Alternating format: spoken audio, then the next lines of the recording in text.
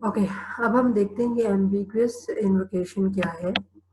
देखिए, कुछ टाइम्स ऐसा भी होता है कि हमारे पास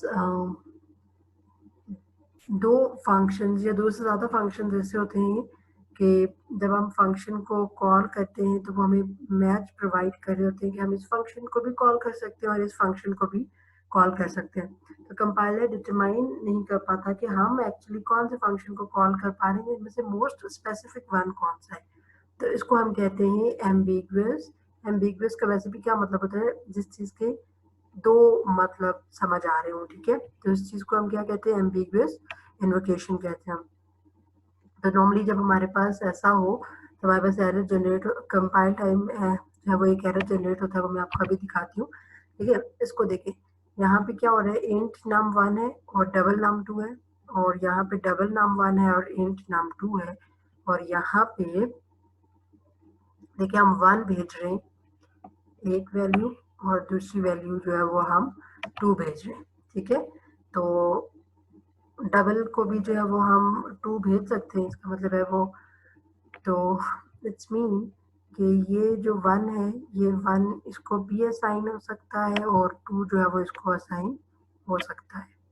ठीक है, सिमिलरली अगर मैं इसको देखूँ तो यहाँ पे वन असाइन हो सकता है और यहाँ पे टू असाइन हो सकता है। ठीक है, तो इसके लिए ये दोनों ही मैच कर रहे हैं, यानी कि इस फंक्शन से हम इसे भी कॉल करा सकते हैं और हम इसे भी कॉल करा सकते हैं, only on the basis of return type. क्योंकि जो है वो मैंने आपको पीछे पीछे पहले भी बताया था कि only on the basis of return type of function को ओवरलोड नहीं कर सकते। ठीक है, तो ये जो है वो एम्बिगुअस स्टेटमेंट है और इसके ऊपर जो है वो एरर जनरेट होता है। ठीक है, जैसे इस प्रोग्राम को अगर मैं आपको रन भी करके दिखाऊं, जैसे ये है, और इसे अगर मैं रन करती हूँ, देखिए इसमें भी मैंने ऐसे किया भाई, ये एक इंट है, ये डबल है, ये डबल है और ये इंट है। मैं इस फंक्शन को जब कॉल करती हूँ और इसे मैं एग्जीक्यूट करती हूँ तो देखिए ये जो है वो एरर जनरेट कर रहा है कि ओवरलोडेड फंक्शन है और इंट इंट, यानी आप इसके अंदर दोनों इंट भेज रहे हैं, यहाँ पे एक इंट है और एक डबल है, तो दिस इज समथिंग एम्बिगुअस। ठीक है, तो ये इसके साथ प्रॉब्लम है। अब अगर इनकी मैं रिटर्न टाइप डिफरेंट भी कर लूँ तो भी कोई फर्क नहीं पड़ेगा। ठीक है, ये है, और मैं इसकी रिटर्न टाइप डिफरेंट भी कर लूँ तो कोई फर्क नहीं पड़ेगा, यानी फंक्शन जो है वो रिटर्न टाइप की बेस के ऊपर ओवरलोड नहीं हो सकते।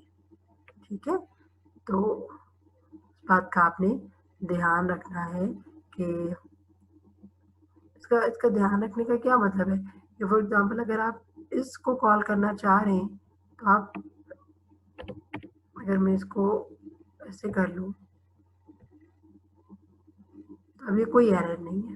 ठीक है, तो इस तरह से आपने देखना है कि आपने कोई ऐसा फंक्शन कॉल नहीं करना जो जिसकी वजह से जो है वो कंपाइलर मोस्ट स्पेसिफिक मैच को फाइंड आउट ना कर सके। अब हम एक एक्टिविटी को देख लेते हैं, इसके साथ क्या प्रॉब्लम है।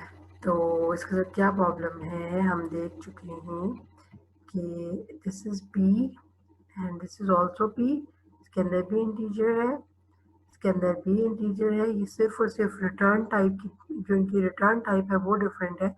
तो ये क्या करेगा, एरर जनरेट करेगा कि रिटर्न टाइप की बेस के ऊपर हम फंक्शंस को ओवरलोड नहीं कर सकते। फिर हम इसको देखते हैं, ये हमारे पास दो फंक्शन डेफिनेशन है, डबल एक्स और डबल वाई, और यहाँ पे इंट एक्स है और डबल वाई है। तो हमने क्या करना है कि ये हमने फाइंड आउट करना है कि कौन सा फंक्शन किसको इन्वोक करेगा। ठीक है, यहाँ पे 4 है और यहाँ पे 5 है, तो इट्स मीन इसे किसे इन्वोक करना चाहिए, जो आपका इसका मोस्ट स्पेसिफिक मैच बनता है वो किसके साथ बनता है, ये इंटीजर है तो इसे आप डबल, यानी एक जो है वो इंटीजर तो है तो इसे जो है वो, यानी ये वाला जो है ये इस फंक्शन को इन्वोक करेगा। और उसके बाद है 4 और हाँ 5.4, तो ये भी इसे ही इन्वोक करेगा। और इस केस के अंदर ये जो है ये फर्स्ट वाले को इन्वोक करेगा। ठीक है, यानी इसने और इसने इसको इन्वोक क्यों किया, क्योंकि हम मोस्ट स्पेसिफिक मैच की तरफ जाते हैं ना। तो यहाँ पे देखें एक इंटीजर है और एक डबल है, तो कम से कम एक इंटीजर तो है, तो इसके लिए परफेक्ट मैच ये है। यहाँ पे तो एग्जैक्टली नजर आ रहा है कि पहला इंट है और दूसरा जो है वो फ्लोटिंग पॉइंट नंबर है, तो इसे इन्वोक करना चाहिए। सिमिलरली यहाँ पे भी जो है वो बड़ा क्लियरली नजर आ रहा है। अच्छा, उसके बाद जो है वो हम देखते हैं कि इनलाइन फंक्शंस क्या होते हैं। तो इनलाइन फंक्शंस के अंदर जो है वो सिर्फ परफॉर्मेंस को इम्प्रूव करने के लिए यूज होते हैं। ठीक है, यानी आप फंक्शन को डिफाइन वैसे ही करते हैं, सब कुछ वैसे ही होता है, बस जब हम इनलाइन कीवर्ड यूज करते हैं तो हमारी जो परफॉर्मेंस होती है वो इम्प्रूव होती है। वो कैसे इम्प्रूव होती है कि जरा इस लाइन को अगर हम देखें, implementing a program using functions make the program easy to read and easy to maintain, but function call involves runtime overhead। runtime overhead का क्या मतलब है, जब हम फंक्शन को कॉल करते हैं तो आपके जो कंपाइलर है वो शिफ्ट करता है फंक्शन डेफिनेशन के ऊपर, और फिर जब उसकी सारी स्टेटमेंट्स चल जाती हैं तो वो वहां से क्या करता है, रिटर्न करता है। ठीक है, तो इसका क्या मतलब, आपको आपका जो कंट्रोल होता है वो शिफ्ट करता है from one position to the other position. तो सी प्लस प्लस हमें क्या प्रोवाइड करता है, इनलाइन फंक्शन प्रोवाइड करता है, ताकि हम जब हम फंक्शन को कॉल करें तो हम उसकी डेफिनेशन के ऊपर हमें ना जाना पड़े, बल्कि जबकि जिसके साथ हम इनलाइन का कीवर्ड यूज करते हैं, ठीक है, कंपाइलर क्या करता है, उनका कोड जो है वो उसकी इन्वोकेशन, यानी जिधर हम फंक्शन को कॉल कर रहे थे उसकी जगह वो उस फंक्शन के कोड को कॉपी कर लेता है। तो इस तरह हमारा जो कंपाइलर है उसे मूव नहीं करना पड़ता, यानी कि जब आपके फंक्शन कॉल होगा तो आप उसकी डेफिनेशन के ऊपर जाओगे, ठीक है, स्टैक के अंदर जो है वो उसकी अपनी एक लोकल कॉपी बनेगी, तो ऐसा हमें नहीं करना पड़ता। हम उसके और जो हमारे इनलाइन फंक्शन होते हैं, फंक्शन को इनलाइन बनाने के लिए हम कीवर्ड यूज करते हैं इनलाइन का। जैसे अगर आप इस फंक्शन को देखें तो यहाँ पे मैंने क्या किया हुआ है, फंक्शन को डिफाइन आपने वैसे ही करना है। ठीक है, जैसे मैंने लिखा हुआ है इनलाइन वॉइड, और जो भी इस फंक्शन की डेफिनेशन है वो मैंने दी हुई है। तो जब ये फंक्शन इनलाइन है तो आप यहाँ पे बजाय इसके कि ये फंक्शन से यहाँ से आपका कंट्रोल यहाँ पे जाएगा, आप क्या करते हैं, इसी इस लाइन की जगह इसकी डेफिनेशन कॉपी हो जाएगी बैक एंड के ऊपर। ठीक है, और इसी तरह से यहाँ पे भी ऐसे ही होगा। और ये जो इनलाइन फंक्शंस होते हैं, अगर आपके शॉर्ट फंक्शंस हो तो फिर दे आर यूजफुल, हमारा टाइम बचाते हैं, परफॉर्मेंस जो है वो इंक्रीज करते हैं। ठीक है, अगर आप फ्रंट एंड के ऊपर देखें तो इनलाइन फंक्शंस में सिर्फ एक ही बात का फर्क है कि उसके साथ हम कीवर्ड लगाते हैं इनलाइन, बाकी हम उन्हें डिफाइन ऐसे ही करते हैं, सब कुछ ऐसे ही करते हैं। लेकिन अगर हम बिहाइंड द सीन देखें तो एक्चुअली क्या होता है कि आपका टाइम बचता है कि आप कंट्रोल जो है वो फंक्शन डेफिनेशन के ऊपर जाए और वहां से दोबारा से जो है जैसे हमने फंक्शन कॉल किया हुआ था उसके ऊपर आए। ठीक है, क्यों, क्योंकि वो सारी जो फंक्शन की डेफिनेशन होती है वो फंक्शन कॉल की जगह के ऊपर कॉपी कर लेते हैं। अच्छा, शॉर्ट फंक्शंस के लिए ये यूजफुल है, लॉन्ग फंक्शंस के लिए ये जो है वो, और जिन फंक्शंस को हमें बार बार कॉल करना है उनके लिए इसका कोई फायदा नहीं है कि आप इसकी कॉपी उठा के जो है वो फंक्शन कॉल की जगह पे प्लेस करो। ठीक है, और अच्छा, एक बात और भी आपने याद रखनी है कि जो आपके पास सी प्लस प्लस है उसका जो कंपाइलर है वो इनलाइन कीवर्ड को इग्नोर भी कर सकता है, क्योंकि एक्चुअली होता कि आप उस फंक्शन की पूरी डेफिनेशन को कॉपी करते हो फंक्शन कॉल की जगह। ठीक है, तो जो लॉन्ग फंक्शन होते हैं उसके लिए ये वैसे भी, क्योंकि वो आपका जो एग्जीक्यूटेबल कोड है उसको इंक्रीज कर लेता है, तो उसके लिए वैसे वहां पे इसका कोई फायदा भी नहीं है। शॉर्ट फंक्शंस के लिए इसका फायदा है कि आपको जो है वो मूव ना करना पड़े। तो मतलब आपने ये बात अपने माइंड में रखनी है कि ये जो इनलाइन जब हम लिखते हैं ये सिर्फ और सिर्फ क्या होती है, is a kind of request. Compiler के ऊपर डिपेंड करता है कि वो उसको इनलाइन कंसीडर करता है, यानी फंक्शन कॉल की जगह उसकी कॉपी, फंक्शन कॉल की जगह पे उसकी डेफिनेशन को कॉपी करता है या नहीं करता। ठीक है। अगर आपका फंक्शन बहुत बड़ा है तो वो इनलाइन कीवर्ड को जो है वो इग्नोर कर लेगा। तो जो इनलाइन कीवर्ड है is a kind of request, ठीक है। कंपाइलर पे डिपेंड करता है कि वो हमारी रिक्वेस्ट को मानता है या नहीं मानता। तो इनलाइन जो फंक्शन है, तो आपने जो बात याद रखनी है वो क्या याद रखनी है कि इनलाइन फंक्शंस जो होते हैं उसका कोडिंग के ऊपर कोई इफेक्ट नहीं पड़ता है, एक्सेप्ट कि आपको यहाँ पे कीवर्ड लगाना पड़ेगा इनलाइन। बैक एंड पे क्या होगा कि अगर कंपाइलर आपकी रिक्वेस्ट को फुल मान लेता है, इस फंक्शन को इनलाइन कंसीडर करता है, तो वो इस फंक्शन को कॉल करने के बजाय इसकी डेफिनेशन को यहाँ पे कॉपी कर लेगा, जिससे आपका कंट्रोल शिफ्ट और यहाँ से डेफिनेशन पे शिफ्ट नहीं होगा और वहां से वापस यहाँ पे रिटर्न नहीं करेगा। ये इसका फायदा है। यहाँ पे हम एक इनलाइन फंक्शन को डिफाइन करते हैं। तो मैं एक ऐड का फंक्शन है उसे इनलाइन बनाती हूँ और फिर उसे डिफाइन करती हूँ, ठीक है।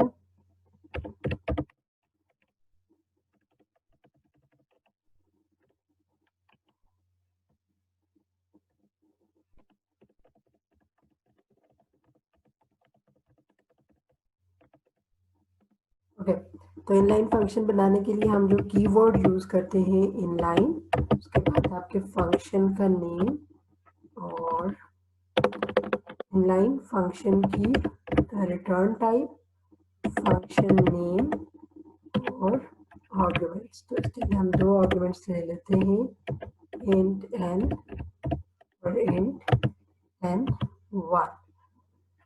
ओके, और यहाँ पे हम लिख लेते हैं int sum is equals to n1 plus n2, ठीक है। उसके बाद हम यहाँ पे आते हैं, अपना मेन क्रिएट करते हैं।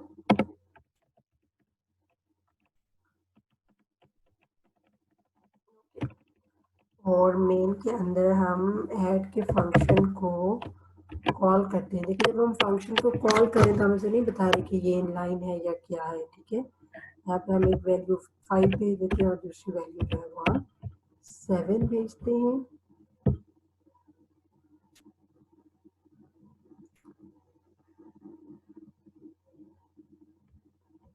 सॉरी, दिस इज, एक हमारे पास आर्गुमेंट n1 है और दूसरा n है।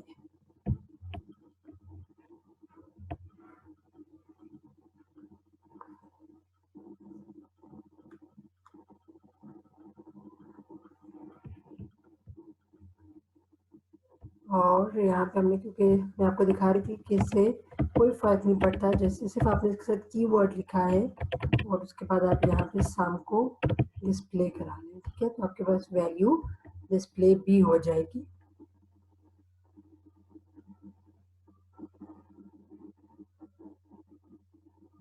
ठीक है। और ये जो है ये एक्चुअली इक्विवेलेंट किसके है, इक्विवेलेंट ये इस चीज़ के है कि हम जब हम अगर इनलाइन की जो रिक्वेस्ट है अगर वो कंपाइलर एक्सेप्ट करता है तो इट्स मीन कि ये जो चीज़ है इसकी जगह पे इसकी डेफिनेशन को उठा के ले आता है, लाइक दिस, ठीक है। और इसे हम यहाँ से,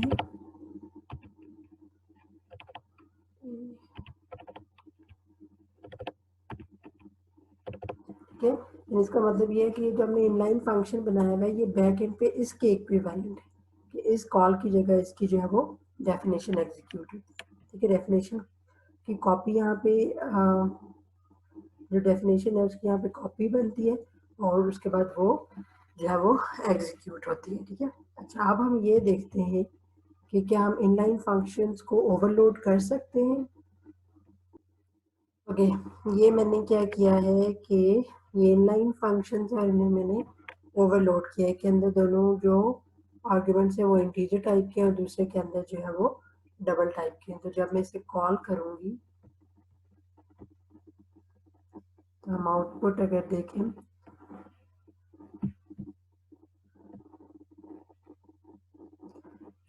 तो देखिए सबसे पहले 7 के अंदर 5 जब ऐड होगा तो इसका मतलब है ये इंटीजर ये वाला फंक्शन कॉल होगा, फंक्शन कॉल होगा या उसकी जो है वो कॉपी इसकी जगह, इसकी ये जो डेफिनेशन है इसको उठा के वो इसकी कॉलिंग की जगह रख लेगा। तो 5 + 7 12 प्रिंट होगा और फिर जो है वो ऐड के फंक्शन में जब ये इसकी इनलाइन की रिक्वेस्ट को एक्सेप्ट करेगा तो जो इसका कोड है n+b यानी 6.5 + 7.8 इसकी जगह इसको इट्स मीन के इनलाइन फंक्शंस को भी हम जो है वो ओवरलोड कर सकते हैं, नो प्रॉब्लम इन, ठीक है। तो उसके बाद हम देखते हैं कि इसके अंदर हम डिफ़ॉल्ट आर्ग्यूमेंट अगर पास कराते हैं, ये मैंने लिखा है n = 1 और यहाँ से सबसे पहले तो इसके अंदर प्रॉब्लम है, मैंने गलत लिखा है। क्यों गलत लिखा है कि जो हमारे पास जिनकी डिफ़ॉल्ट वैल्यू होती है उन्हें हम आखिर में लिखते हैं, ठीक है। इट्स मीन कि हम ऐसे लिखेंगे और इसके बाद यहाँ पे हम 5 लिखते हैं। तो एक्चुअली मेरे पास रिजल्ट क्या आना चाहिए, फर्स्ट जो आर्ग्यूमेंट है उसके अंदर जो वैल्यू जाएगी वो क्या जाएगी 5 और सेकंड जो है वो 1, तो वो 6 रिजल्ट हमारे पास प्रिंट होना चाहिए। देखिए फर्स्ट के अंदर हमारे पास क्या 6 ही जो है वो प्रिंट हो रहा है, ठीक है। या फिर अगर मैं इसको ऐसे करूँ फॉर एग्जांपल कि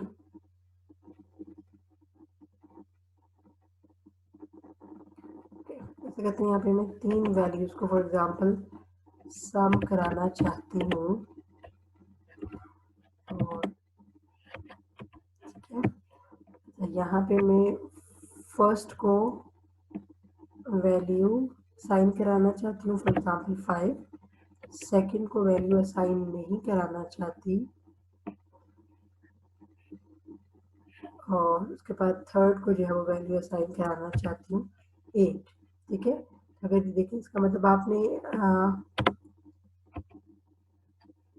यहाँ पे हुआ कुछ हुआ कि आप पहला लिख रहे हैं 5 यानी n के लिए आप वैल्यू भेज रहे हैं 5, सेकंड के लिए आप कोई वैल्यू नहीं भेज रहे आपके अकॉर्डिंग और उसके बाद आप वैल्यू भेज रहे हैं n2 के लिए 8, ठीक है। तो ये क्या करेगा कि यहाँ पे एरर जनरेट करेगा, ये स्टेटमेंट इल्लीगल है, जब हमने डिफ़ॉल्ट आर्ग्यूमेंट्स पढ़े थे तो हमने तब देखा था, ठीक है। ओके, अब अगर आप इसे वैल्यू असाइन करना चाहते हैं 5, इसे आप स्किप करना चाहते हैं और इन्हीं से आप कोई वैल्यू असाइन नहीं करना चाहते हैं, फिर आप इसको वैल्यू असाइन करना चाहते हैं, तो आप ऐसा करें कि आप यहाँ पे लिखेंगे n2 और उसके बाद यहाँ पे आप लिखेंगे n1, ठीक है। तो यहाँ पे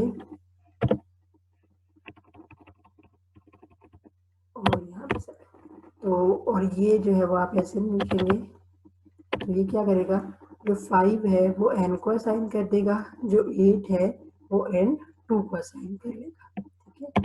तो हम यहाँ पे मैं सी आउट कराऊँ n2 को, तो n2 =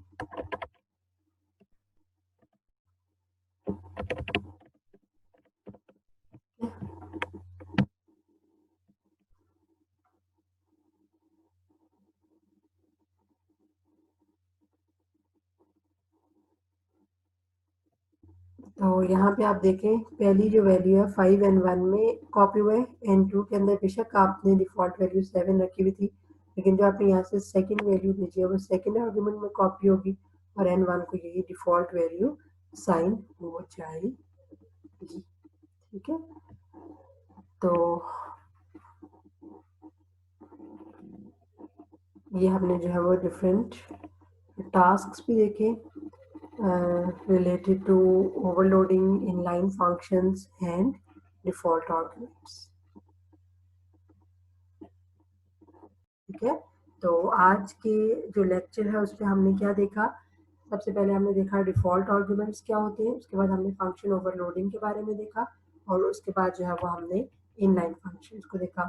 नेक्स्ट लेक्चर में हम इंशाल्लाह देखेंगे कि रिकर्जन क्या होती है। रिकर्जन एक्चुअली द प्रोसेस जिसमें एक फंक्शन खुद को दोबारा से कॉल करते हैं, उसको हम रिकर्जन कहते हैं। और नेक्स्ट क्लास में हम देखेंगे कि रिकर्जन जो है वो कैसे होती है।